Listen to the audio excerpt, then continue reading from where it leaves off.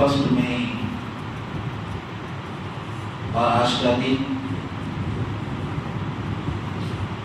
یوم مزدور کے طور پر منایا جاتا ہے، لیبر ڈے۔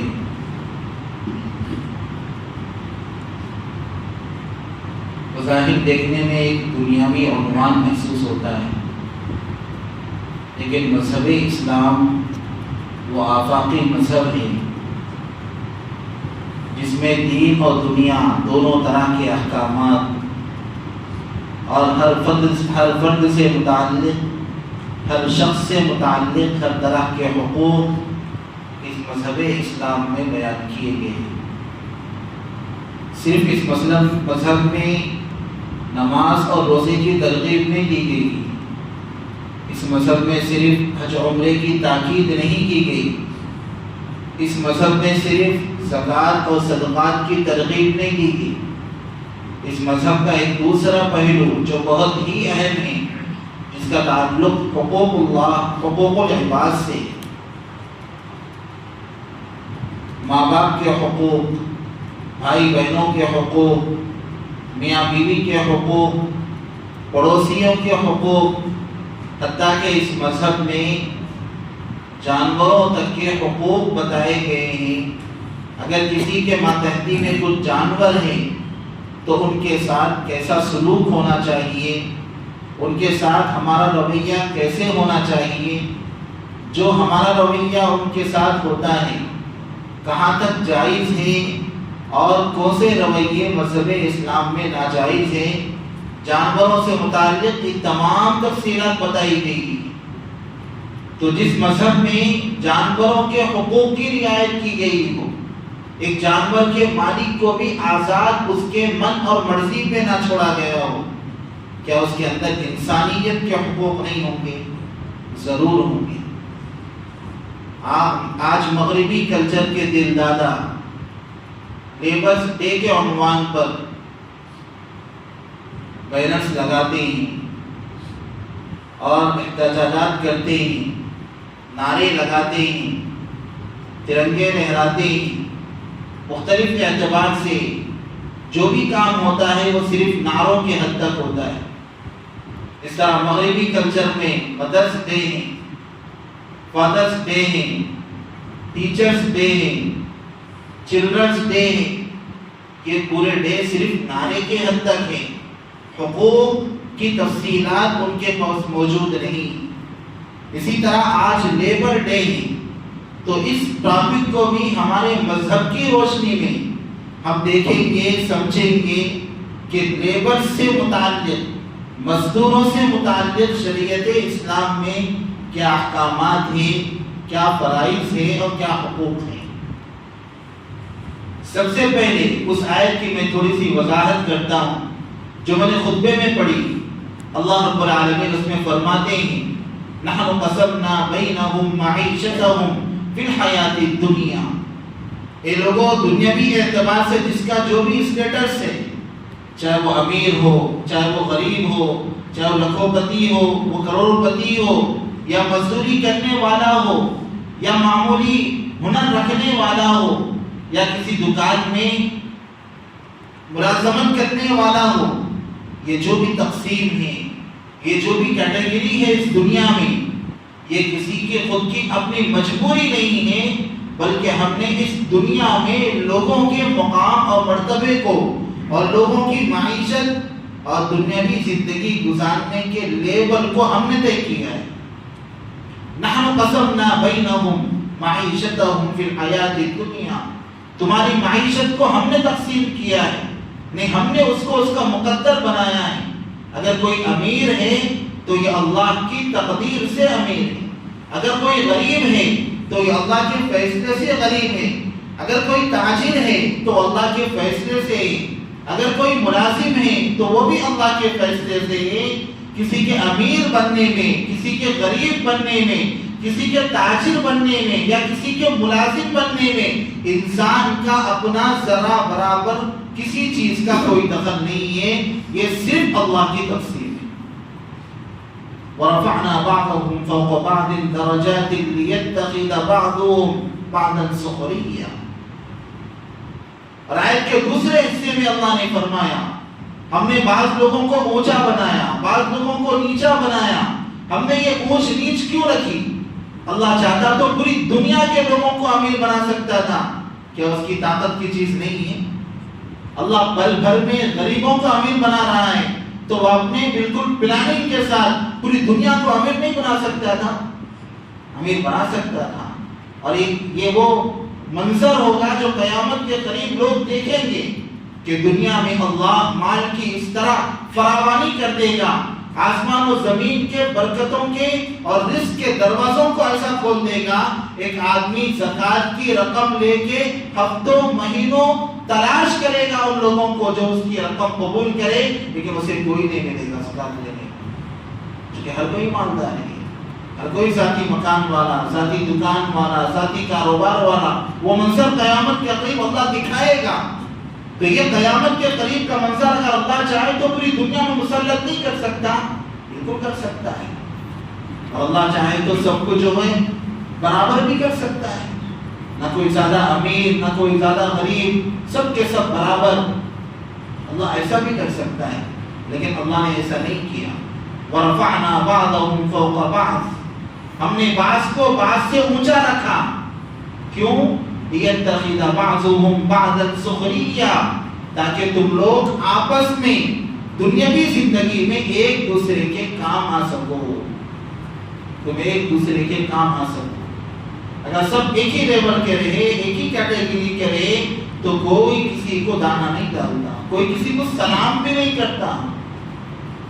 اس لیے دیکھیے ان علاقوں میں، ان کالونیز میں جا کر جہاں پہ سب کے سب high level high status maintain کرنے والے لوگ ہیں، باہر اگر کسی کا انتقال بھی ہو جائے پڑوس میں تو بازو والے کو معلوم نہیں ہوتا. انتقال بھی ہو جائے تو اپنے روٹین میں مصروف ہے، پیسہ کمانے جمانے میں، اپنا لیول بڑھانے میں. ایسی بہت ساری مثالیں اس وقت دنیا میں ہیں. اللہ نے صرف چند لوگوں کو سامنے رکھ کے ہمارے سامنے منظر دکھایا ہے. اگر سب ایک ہی لیول کے ایک ہی جگہ میں رہتے ہیں تو کوئی کسی کے غم میں شریک نہیں ہوتا، کوئی کسی کے خوشی میں شریک نہیں ہوتا، کوئی کسی کے پریشانی میں شریک نہیں ہوتا. ہر کوئی بے نیاز بن کر زندگی گزارتا ہے.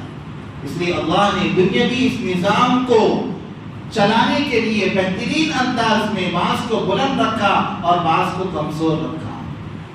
جو بلند ہیں، جو مالدار ہیں، صاحب ثروت ہیں، جائیداد والے ہیں، انہیں اپنی ان چیزوں پہ فخر یا گھمنڈ کرنے کی اجازت نہیں ہے، کیونکہ یہ کسی کی جاگیر نہیں ہے بلکہ اللہ کا دین نہیں ہے. اور جو غریب ہے، محتاج ہے، کم معیشت والے ہیں، انہیں احساس کمتری میں مبتلا ہونے کی ضرورت نہیں ہے، چونکہ تم نے یہ اللہ کی تقدیر سے یہ زندگی گزارا ہے. اللہ کے فیصلے یہ اونچ نیچ رہے گی تو دنیا کا نظام صحیح چلے گا. ایک امیر کو گھر بنانا ہے، اگر سب امیر ہے تو اس کا گھر کون بنائے گا؟ اگر ایک تاجر کو اپنی فیکٹری سنبھالنا ہے اور فیکٹری میں بننے والی چیزیں اگر سب برابر ہے تو کون بنائے گا؟ اگر کارخانے کا مالک، اگر اسے کارخانے میں مزدوری کرنے والے لوگ ہیں اور سب کے سب امیر ہیں تو مزدوری کون کرے گا؟ ان مزدوروں کے بغیر، ان کمزور لوگوں کے بغیر انسان نہ اپنی ذاتی گاڑی میں گھوم سکتا ہے، نہ انسان اپنی ذاتی مکان میں رہ سکتا ہے، نہ انسان اپنا ذاتی کاروبار کر سکتا ہے. ہر امیر غریب کا محتاج ہے، ہر امیر کام میں غریب کا محتاج ہے. اسی طرح غریب بھی اپنی زندگی گزارنے کے لیے پیسوں میں امیر کا محتاج ہے. محتاج ہونے کی نوعیت الگ ہے لیکن محتاج دونوں ہیں. ایک آدمی بہت بڑا مالدار ہے، زندگی کے عیش و آرام میں اپنی زندگی گزارنا چاہتا ہے، لیکن مزدوروں کے بغیر، ملازموں کے بغیر، غریبوں کے بغیر وہ دنیا کا سکون حاصل نہیں کر سکتا. ان مزدوروں غریبوں کے بغیر وہ عیش و آرام کی زندگی نہیں گزار سکتا. اس کے عیش و آرام مہیا کرنے کے لیے وہ غریبوں کا محتاج ہے. تو اللہ نے دنیاوی نظام کو بہتر انداز میں چلانے کے لیے بعض کو بلند رکھا، بعض کو میڈیم رکھا اور بعض کو نیچے رکھا. یہ سب اللہ کے تقدیری فیصلے ہیں، اس میں میرا اور آپ کا کسی کا کچھ نہیں ہے. تو میں نے بیان میں ایک بات کہی، جس کو اللہ نے سب کچھ دیا ہے وہ اپنے اس دین کو اللہ کی نعمت سمجھے، اس کو اپنا فخر یا اپنا درنا نہ سمجھے، ورنہ اللہ اچھے اچھے لوگوں کو ان کی اپنی اصل حیثیت میں بھی پہنچا کے دکھایا ہے۔ اور جو غریب ہے وہ احساس کمتری میں نہ رہے کہ میرے بازو لوگ، میرے سامنے والے لوگ، میرے اڑوس پڑوس لوگ، میرے خاندان والے لوگ بہترین گھروں میں رہتے ہیں، بہترین لگژری گاڑیوں میں گھومتے ہیں، بہترین اپنی زندگی مینٹین کرتے ہیں۔ وہ اللہ کے فیصلے ہیں، وہ اللہ کے فیصلے ہیں، اس میں آپ کا کچھ نہیں ہے۔ تو یہ غریب لوگ، یہ کمزور قسم کے لوگ، یہ مزدور لوگ خاص کر احساس کمتری میں مبتلا نہ ہو، اس لیے اللہ کے نبی صلی اللہ علیہ وسلم کے ذریعے اللہ نے بہترین تعلیمات اس کائنات میں اتارے۔ مزدوروں کے بارے میں اللہ کے نبی صلی اللہ علیہ وسلم کی خدمت میں ایک صحابی حاضر ہوئے اور فرمایا ای الکسب اطیب یا رسول اللہ، اے اللہ کے نبی سب سے بہترین کمائی کیا ہے؟ ان میں کیا کروں کہ جس کی وجہ سے میری کمائی اللہ کی نظر میں سب سے بہترین ہو؟ اللہ کے نبی نے فرمایا عمل الرجل بیدہ، آدمی کا اپنے ہاتھ سے محنت مزدوری کر کے کمانا، وہ کھانا، یہ اللہ کی نظر میں سب سے زیادہ پسندیدہ ہے۔ محنت مزدوری کر کے کھانا یہ اللہ کی نظر میں سب سے پسندیدہ ہے، چونکہ یہ کمانے کا وہ ذریعہ ہے جس میں اکثر کوئی دھوکہ نہیں، جس میں اکثر کوئی خیانت نہیں۔ آدمی دن بھر اپنے متعینہ وقت میں محنت کرتا ہے اور اپنی محنت کی کمائی لیتا ہے اور اپنے بیوی بچوں کی ذمہ داریوں کو ادا کرتا ہے۔ اس میں نہ کوئی خیانت ہے، نہ اس میں کوئی دھوکہ ہے، نہ اس میں کوئی حرام کمائی کا کوئی شائبہ ہے۔ ہاں، بدن چرانے والے مزدور اگر مزدوری پوری لے اور کام پورا نہ کرے تو وہ اللہ کی نظر میں ان کا گریبان بھی پکڑا جائے گا اور ان سے ان کے کام کے بارے میں پوچھا جائے گا۔ تو اپنے ہاتھ سے کر کے کمانا، کھانا، اللہ کے نبی نے فرمایا یہ سب سے پسندیدہ کمائی ہے اللہ کی نظر میں، سب سے پسندیدہ کمائی۔ اور ایک حدیث میں اللہ کے نبی صلی اللہ علیہ وسلم نے فرمایا تم میں سب سے بہتر وہ آدمی ہے جو اپنے ہاتھ سے کما کے کھاتا ہے اور اپنی محنت سے، اپنی مزدوری سے، اپنا خون پسینہ بہا کر چند پیسے کماتا ہے۔ اللہ کے نظر میں اور لوگوں کے مقابلے میں یہ زیادہ بہتر ہے۔ تو یہ مزدوری کرنے والے کم پیشہ لوگ، یہ کمزور لوگ، یہ غریب لوگ، اللہ کی نظر میں ان کی کمائی کی بھی بہت بڑی ویلیو ہے۔ کتنا ویلیو بڑھایا ہے اللہ نے ان کی محنت کی اور ان کے ہاتھ کی کمائیوں کا، اپنی نظر میں سب سے بہترین کمائی فرمایا ہے۔ تجارت بھی اپنی جگہ باعث سے برکت ہے، لیکن ہاتھ کی کمائی، محنت کر کے کھانا، یہ اللہ کی نظر میں بڑا پسندیدہ عمل ہے۔ تو ہاتھ کی کمائی کرنے والے، مزدوریاں کرنے والے، اپنا خون پسینہ بہانے والے لوگ اپنی اس تقدیر پر ناراض نہ ہوں، اللہ کی نظر میں آپ کا بڑا مقام ہے۔ اور ایک حدیث میں اللہ کے نبی صلی اللہ علیہ وسلم نے فرمایا جب بندہ محنت کر کے کماتا ہے اور اپنی محنت کی کمائیوں کے ذریعے اپنے بیوی بچوں کے اخراجات مکمل کرتا ہے تو اس کا پیسہ جو ان کی ضروریات پہ رکھتا ہے وہ ایسا ہے جیسا کہ وہ اللہ کی راہ میں اپنا مال صدقہ کر رہا ہے۔ اس کے بیوی بچوں کی ضروریات پہ خرچ ہونے والا پیسہ ضائع نہیں ہو رہا ہے، ایک طرف یہ اپنی ضروریات پوری کر رہا ہے، اپنی ذمہ داریاں اٹھا رہا ہے، اور دوسری طرف وہ خرچ کیا جانے والا پیسہ اللہ کی نظر میں صدقہ کرنے کے برابر ہے، جس کا اللہ کا قیامت کے دن ایک ایک پیسے کا اجر بھی عطا فرمائے۔ تو الغرض قابل احترام دوستو، اللہ نے جس کو جس معیار پہ رکھا ہے شکرانہ مزاج کے ساتھ اس پر خوش رہے، اللہ کا شکر ادا کرے۔ اللہ جب بہتر سمجھے گا، جب وقت کے اعتبار سے جو مناسب سمجھے گا اللہ فیصلے فرمائے گا۔ آج لیبر ہارڈنیس کے موقع پر چند باتیں جو لیبر سے متعلق ہے کہ شریعت اسلام میں حقوق کے عنوان پر، مزدوروں کے حقوق کے عنوان پر چند باتیں بتائی گئی ہیں تاکہ یہ اسلام کے ماننے والے لوگ مغربی کلچروں کی طرح صرف اس کو ایک ڈے کے طور پر نہیں بلکہ مزدوروں کے فرائض کیا ہے، ان کے حقوق کیا ہے، وہ سمجھ کر ان کے مطابق معاملہ کرے، ان کا رویہ اختیار کرے۔ سب سے پہلی چیز مزدوروں سے متعلق جو مذہب اسلام نے اپنے ماننے والوں کو حکم دیا ہے وہ یہ ہے کہ مزدوروں کے ساتھ اچھا سلوک کیا جائے۔ یہ مالی اعتبار سے اگرچہ کمزور ہیں لیکن اپنے پیشے کے اعتبار سے اللہ کی نظر میں ان کا بہت بڑا ویلیو ہے، اس لیے ان کے ساتھ اچھا معاملہ ہو، اچھے اخلاق سے پیش آئے۔ پیسے والے لوگ اپنے پیسے کے غرور میں آ کر ان کے ساتھ ناسبہ الفاظ استعمال کرنا، گالی گلوچ استعمال کرنا، ان کے پیشے کا ان کو تانا دینا، ان کے کام کا ان کو تانا دینا حرام ہے، حرام۔ سود اور رشوت کھانا ہی حرام نہیں ہے، صرف خنزیر کا گوشت کھانا ہی حرام نہیں ہے، شراب کے گھونٹ پینا بھی حرام نہیں ہے۔ آپ کے وہ الفاظ جو ایک مزدور کے دل کو لگے وہ بھی اللہ کے عرش کو ہلا دیتے ہیں، شریعت میں اس کی گنجائش نہیں ہے۔ اللہ کے نبی صلی اللہ علیہ وسلم کی ایک حدیث ہے، اللہ کے نبی نے فرمایا مزدوروں کے ساتھ اچھا معاملہ کرنا یہ تمہاری زندگیوں میں برکتوں کا سبب ہے۔ جو مزدوروں کے ساتھ اچھا رویہ اختیار کرتا ہے وہ اللہ کی نظر میں بڑا پسندیدہ ہے، اور ان کے ساتھ بدترین سلوک کرنے والا اور ان کے ساتھ نازیبا رویہ اختیار کرنے والا اللہ کے نبی نے فرمایا یہ تمہارے لیے باعث نحوست ہے۔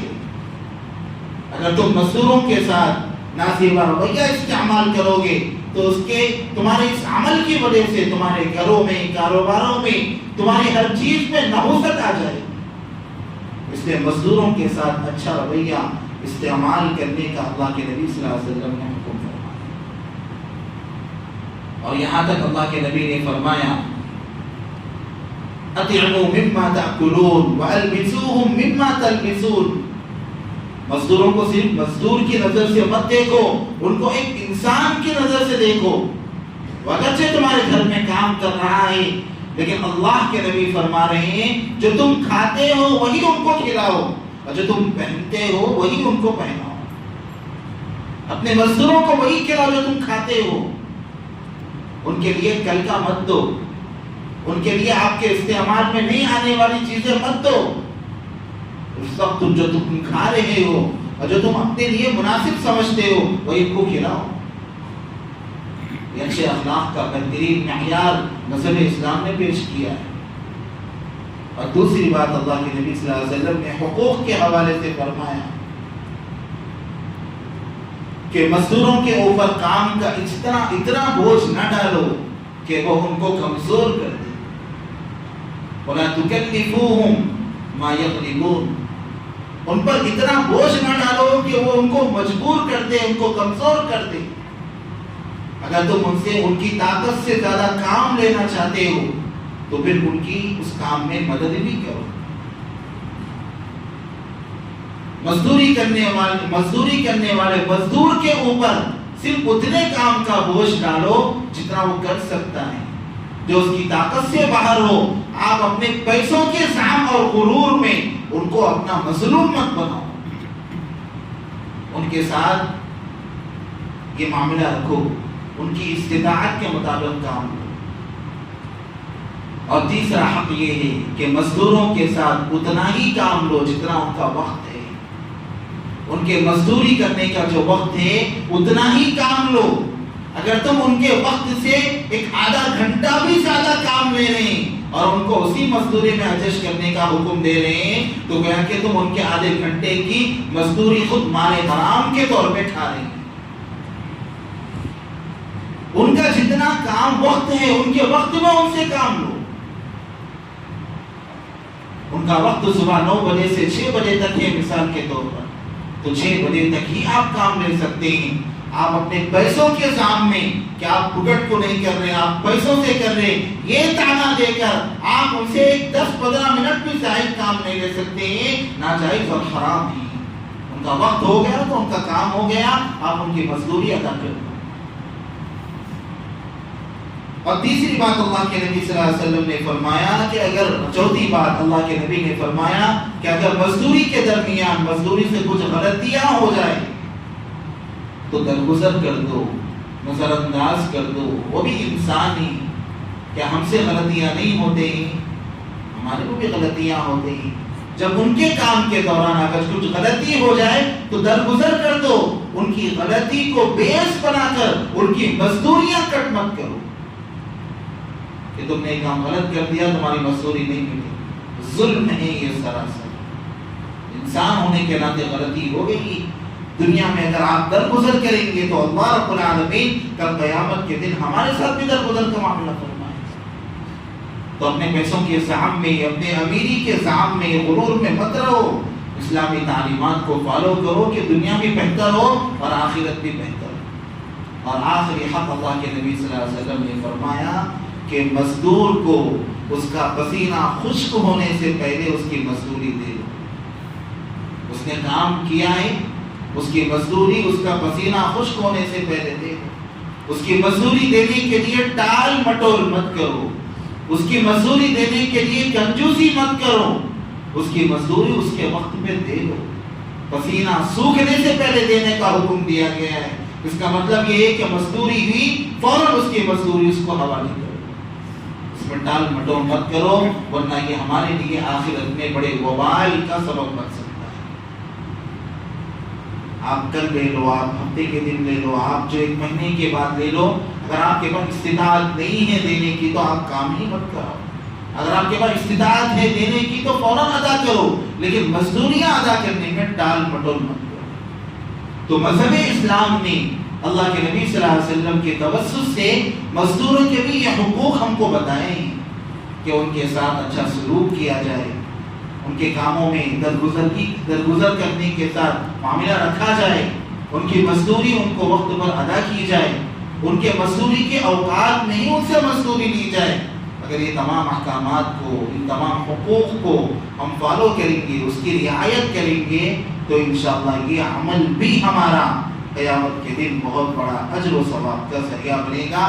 تو آج لیبر ڈے کے عنوان پر جو صرف نعرے لگائے جاتے ہیں، نعروں سے آگے ہٹ کر مذہب اسلام نے جو تعلیمات دی ہے مزدوروں سے متعلق، اس کو پڑھنے، سننے اور عمل کرنے کی اس وقت دنیا کو ضرورت ہے، تاکہ دنیا کو معلوم ہو کہ مذہب اسلام وہ تعلیمات کا حامل ہے کہ جس میں مزدوروں کے احکامات تک کو بھی بیان کیے گئے.